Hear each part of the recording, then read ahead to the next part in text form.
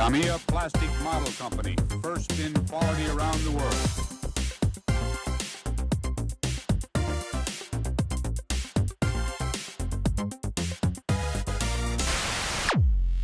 Tout commence en 1946 au Japon, quand Yoshio Tamiya transforme une simple scierie en atelier de modèles en bois. Dans les années 60, Tamiya passe au plastique et révolutionne le maquettisme avec des kits d'une finesse inégalée.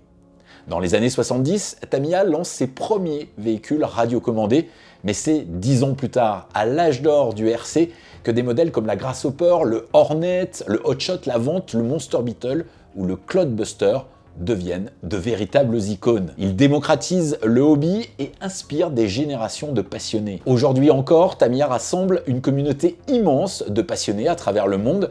La marque continue de séduire les modélistes grâce à de nouveaux modèles et pour les fans de la marque, en rééditant ces modèles mythiques. Aujourd'hui, on débute une série de vidéos dans lesquelles on va vous présenter les accessoires nécessaires pour compléter son kit Tamiya dans un premier temps. Puis dans une prochaine vidéo, eh bien, on parlera des outils nécessaires et utiles. Et on parlera du montage. On vous aidera à monter votre premier kit Tamiya.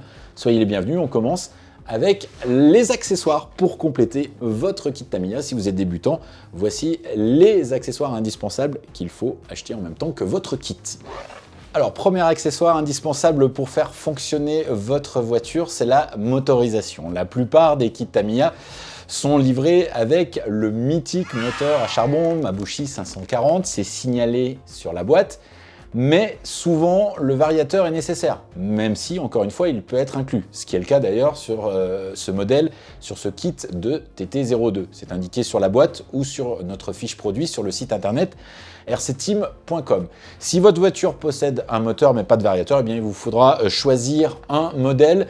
Nous proposons toute une gamme de produits dont les prix varient entre 20 et 40 euros. Lors du choix de votre motorisation, vous pouvez également opter pour une version brushless. Ce sont ces nouveaux moteurs qui ont révolutionné le modélisme radiocommandé depuis plusieurs années. Ces moteurs sans charbon n'ont plus de frottement, offrent un meilleur rendement, une meilleure autonomie. Alors si vous voulez équiper votre kit Tamiya d'un ensemble brushless, vous pouvez vous procurer un combo de ce type qui inclut le moteur et le variateur qu'on appelle un ESC. Au niveau de la puissance, il faut rester sur des modèles dont le nombre des tours pour les moteurs est compris entre 17,5 et 13,5.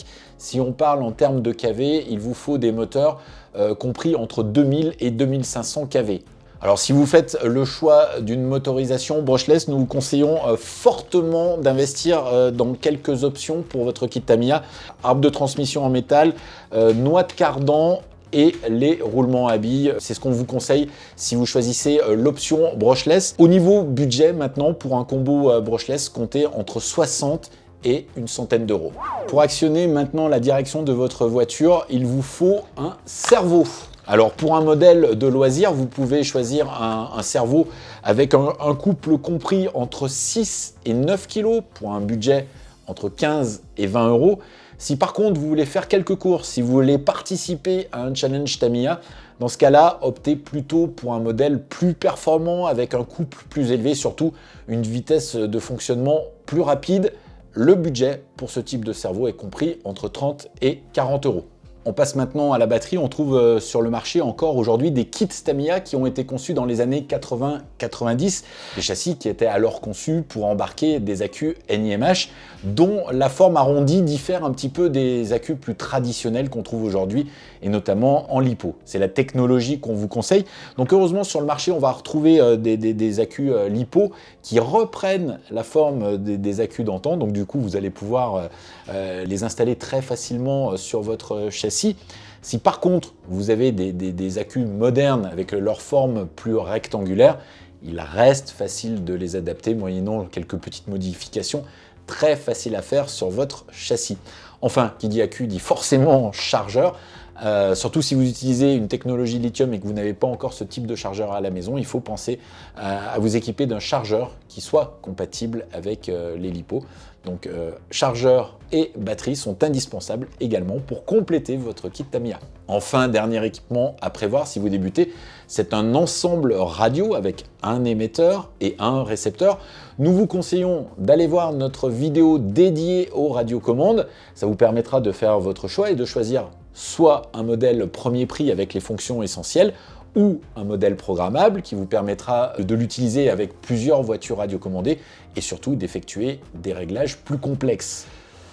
Enfin, pour ceux qui font du loisir et qui ne veulent pas s'embêter à faire des choix, eh bien, le distributeur français de Tamiya propose ce kit. Ce kit où à l'intérieur, eh bien, vous allez retrouver l'ensemble radio, le cerveau de direction, le chargeur et l'accu. Voilà, c'est pratique pour ceux qui ne veulent pas s'embêter.